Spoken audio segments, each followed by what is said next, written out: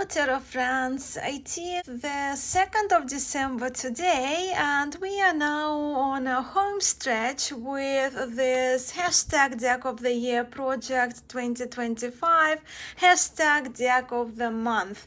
This is my November installment in which, as per now very usual, I will be sharing with you the newest deck additions to my tarot library, the decks I used in November most, together with, of course, the deck in my bag and my deck of the month for the month of November. Welcome to Musings by Masha.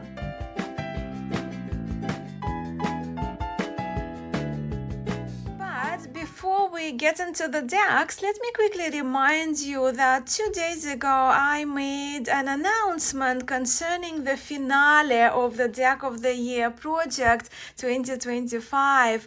Most of you who have been participating in this project already have acknowledged that you've seen the announcement video and that you are in.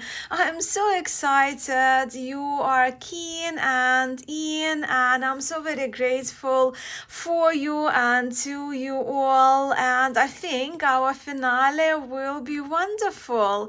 But if you're hearing about my announcement only now, please check out this video and it's linked for you below, and contact me directly if you would like to be a part of our finale. And the finale event is open to all of you.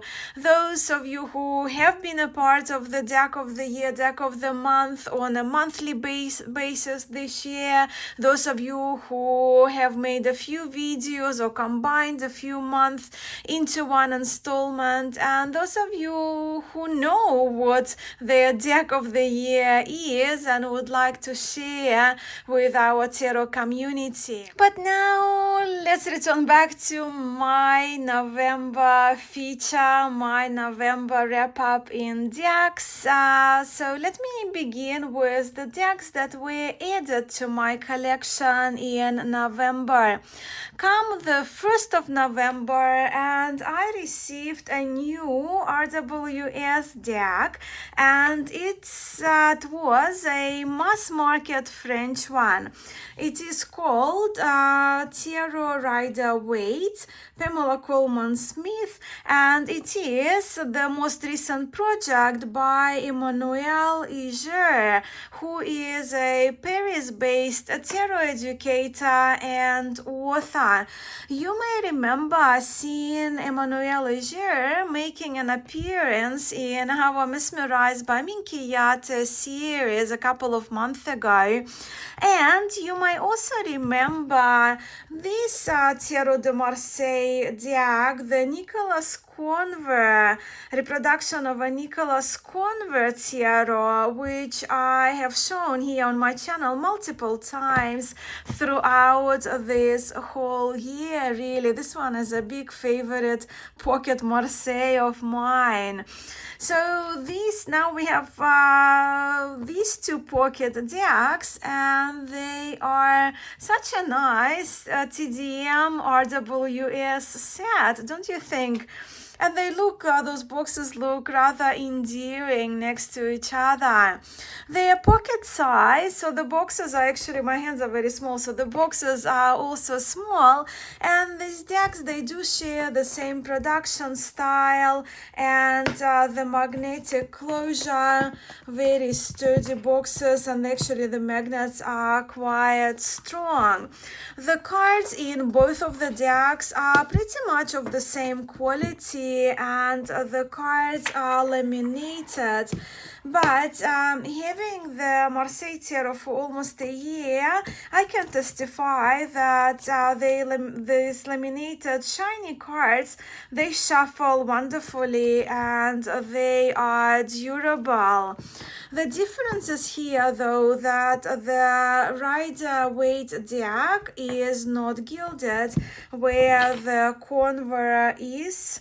And the sizing, the height of the card is the same, where the RWS cards are just tiny little bit wider, as you see. And I did mention that they are pocket-sized decks, but they are taller than your playing card size, so I'll just pop them on top of a standard tarot size card. So that's what you're looking at. I'm sorry for the glare. I'm making this video in the evening. It's dark outside, so I have to have my lamps on. So yeah, that's your size reference here. I'll just leave the box here for us. So the titles in these cards are in French, but Emmanuel Leger opted for using the calligraphy to imitate the style of Pixie, Pamela Coleman Smith's style. But what I love about these cards the most is actually the very realistic looking skies and clouds. So the backgrounds of the cards I absolutely love.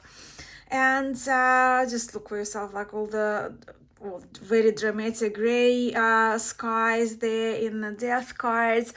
But to me, the natural textures that we see through the clouds, through the skies, are such a refreshing touch and such a welcome addition, in my view, to such an iconic tarot deck as Rider-Waite-Smith tarot is.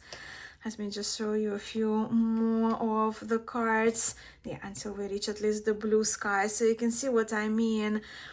Just those textures are absolutely beautiful to my eye. And just look at the cloudy blue sky behind the world dancer. It just those are the backgrounds that I actually haven't yet seen in RWS. Look at the lapis lazuli skies here. That's beautiful. And the emperor has like a real marble throne. So yes, from the same publisher, Anime Publishing, we now have a lovely pocket Nicolas Convert Tarot de Marseille. We have that iconic RWS, and to make this a perfect classic trio, we now need the publisher and Emmanuel Leger to publish a fourth deck in this style, don't we? I may have to share this brilliant idea with Emmanuel. Moving on. Another deck I bought in November was the Halloween Forever Oracle with the artwork by Jasmine Beckett Griffith, with the guidebook written by Tess Whitehurst. I saw Sarah at Sarah's Tarot and Oracle for the Soul showing this oracle in October in her October deck of the month video. And later, after my comment, she recommended this oracle to me, as I am a fan of Jasmine Beckett Griffith art. And I really am enjoying these cards, even though we are way past Halloween. And the artwork here is Jasmine's more recent and her earlier art. I like that these cards are elongated, which is unusual for the Blue Angel Publishing, who is the publisher of this deck. And these are the backs. So yes, one of the reasons of me buying this oracle was the artwork, and the other reason was, well, also artwork. I'm so articulate today because I recognized some of the images in this deck being the same images that are featured in the coloring book that I've been making my way through. And Jasmine Beckett-Griffith, she's done a number of coloring books, and this one was on sale in my local store, so I have had this one for a couple of months now, probably. And let me just open the book to show you a little bit. So this is the image that I'm finishing coloring. Just show you a couple more. And this one, skeleton magic here and work your magic, I think I will be coloring next. I kind of wanted the oracle when I recognized the images, right? That I just wanted to have that original artist work for my reference, right? For the color references, which colors for me to choose, which colors I would like to change when coloring these images. But why coloring? It's recently I figured that the only way for me to listen to my Audible books, which I have a ton of, is actually doing it by coloring. It's just the only way that I can focus on an audiobook for an hour or more at a time without being distracted and without having to re-listen, but rather being actually able to retain the content I have listened to. Then in the second half of November, I was very fortunate to receive a review copy of the Rosenwald Redux Tarot by Robbie Fowler. This tarot deck is Robbie's restoration of the historic 15th century Rosenwald tarot, which, as I said in my review video, Robbie Minchiatified by expanding the 78 cards to 98 with the addition of the Minchiate cards, right? The additional 4 virtues, the additional 12 zodiacs, and of course 4 element cards. Robbie did such an amazing job, and to my eye, the cards are artistically cohesive, and they really do look like they all belong together. And with Rosenwald, of course, we must remember that some of them are incomplete, some of them had to be recreated, like the full cards, to give you an example. But look, I did a very detailed review of this little charmer, which I will link for you below. And right now, this deck, the Rosenwald Redux Tarot, is on Kickstarter, and I truly hope it funds. The cardstock in this little deck is has the microlinen texture, and it's just so lovely and so lovely to shuffle. The backs are again very charming and very coherent with the fronts of the cards, which glide just amazingly. But I wanted to run by you, friends. Do you think I should etch these cards in gold or keep them as they are? Please let me know. Okay, one more deck to share in this video.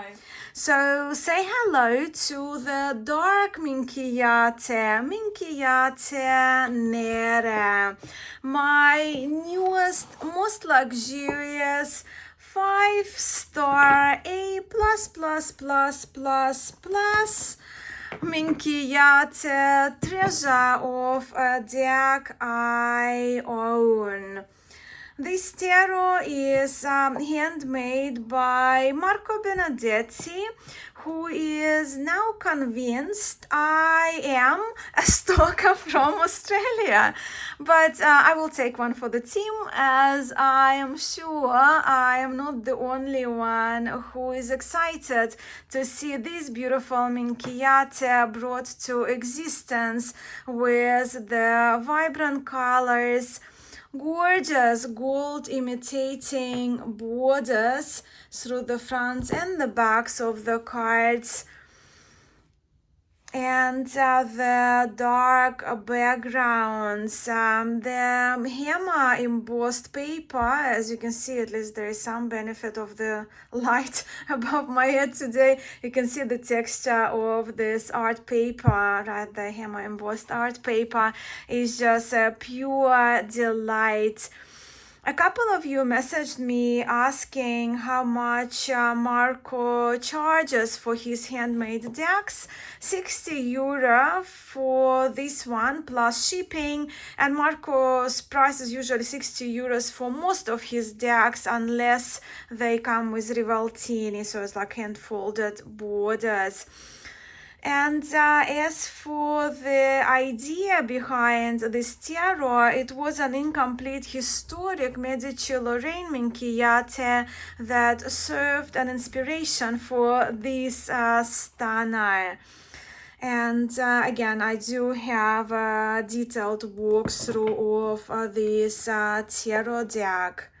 So these three were my newest arrivals, and now let's move on to the decks I used the most in November. I will share this one first. I actually got it last month. This is Louise Hay's Power Thought affirmation cards in a tin. So that's the newest edition of this year that Hay House released in a tin, with the illustrations by Katie Daisy. The cards in this little deck are plain card size. And I so enjoy pulling an affirmation card from this pocket deck before my bedtime. Well, more like before my journaling and reading before bedtime. And I think if you love affirmations, this little deck is magic. And I think the tin is also very, very cute. And I remember Kara commenting underneath my October video. She was saying that this one would make a perfect gift, and I agree, because with his Hay House decks, they're just really inexpensive, and this one is just so handy to have it in the bag. And I think this is a little gift that we'll keep giving to those of us who actually do love our affirmations and find that affirmations work well for us in our practice. The front of the cards, they just feature a general power thought, right? A general affirmation, where the backs, they just expand a little bit more on it.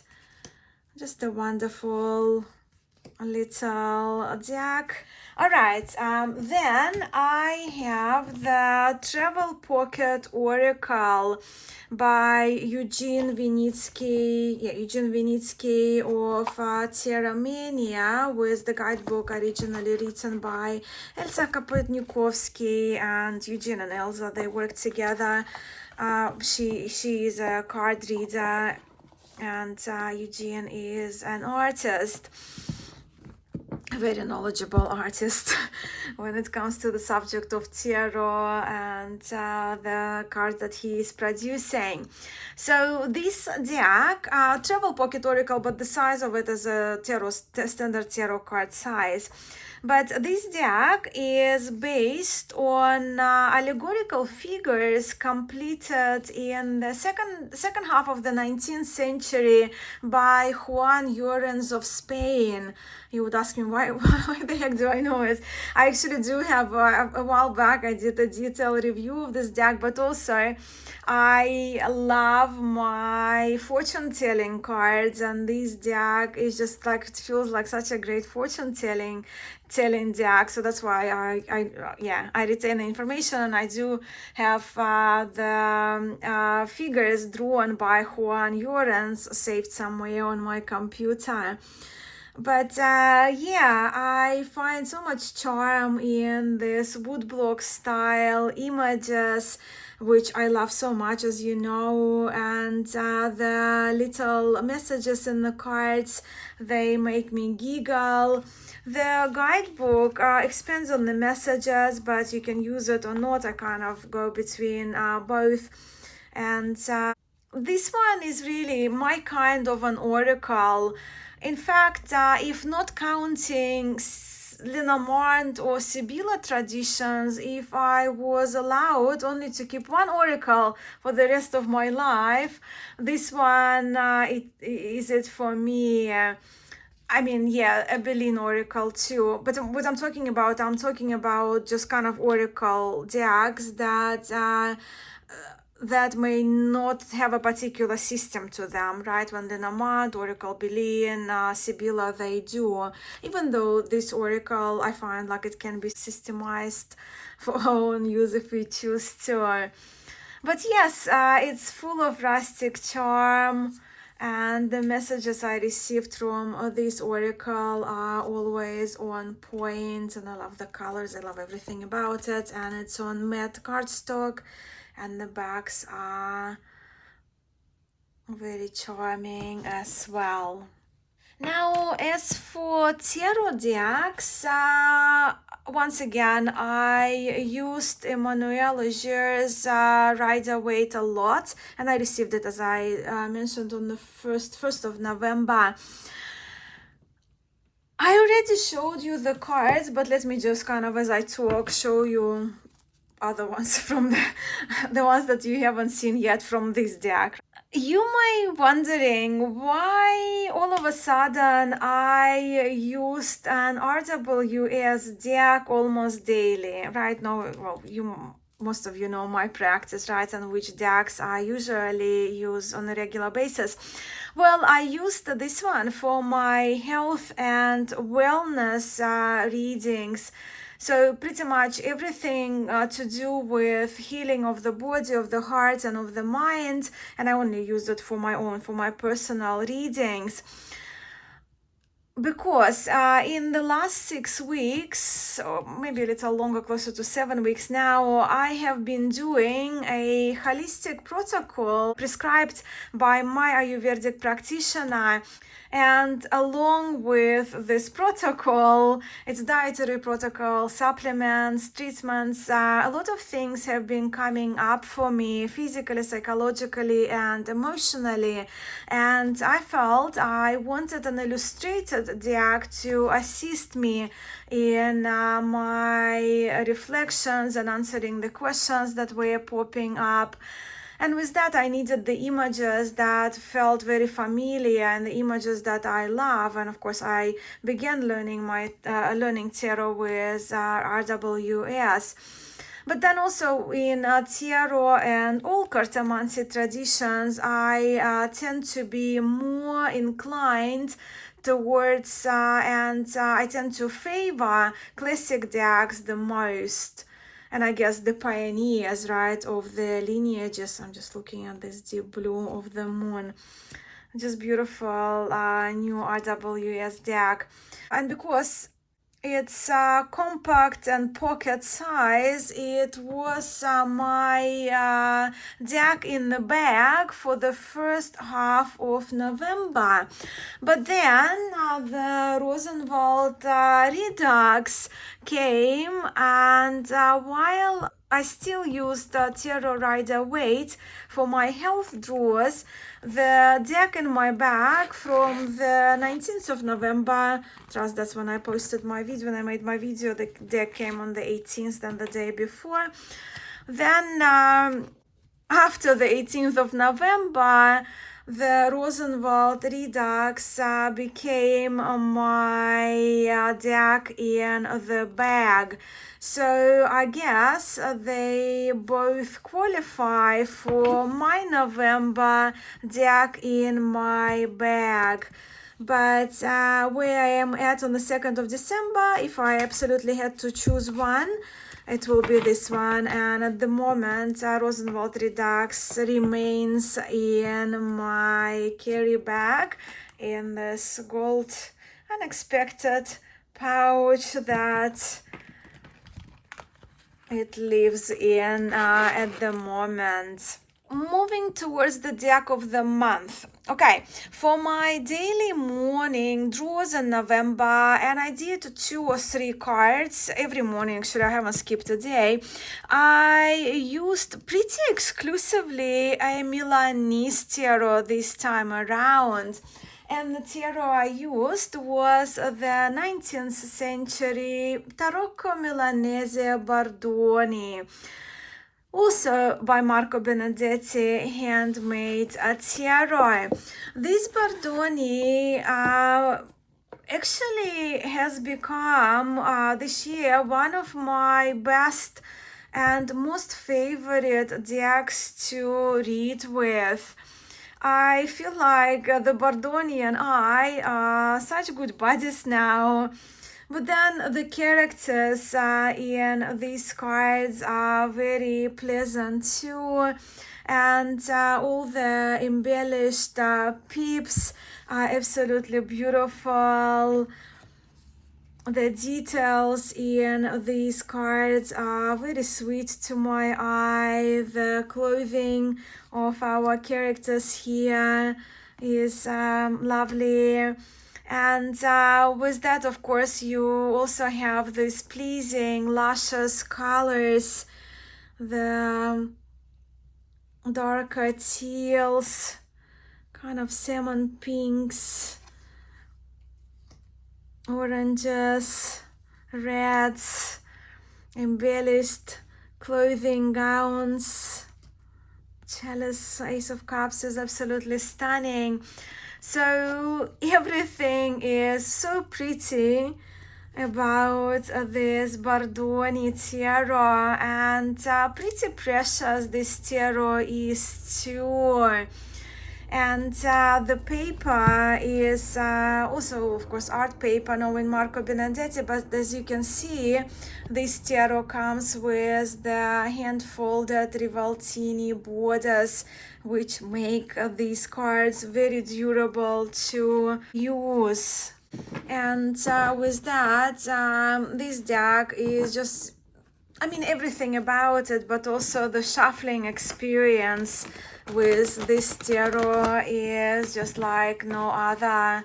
And I just simply couldn't put this beautiful Bardoni down for the whole month of November, which of course makes it my deck of the month.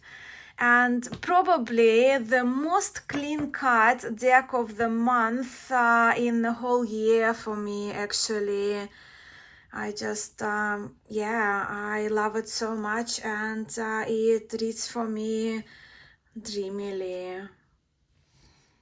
Well, I hope you enjoyed this November installment from me, my friends. As you by now know, we have and have had from the beginning of this year a wonderful community playlist for the deck of the year going on. And in that playlist, which is included for you below, you can find the videos from all our participating channels. And yes, December is here already, and I will be probably posting my last video for the Deck of the Year project on the 30th of December or on New Year's Eve. And also keep an eye, as I mentioned in the beginning, on our Deck of the Year project finale. I am confident you will enjoy it, and as I mentioned in the beginning, you're welcome to join us. Thank you all so much for spending a little part of your day with me. I'm sending much love to you all, and I hope to see you in the next one. Ciao!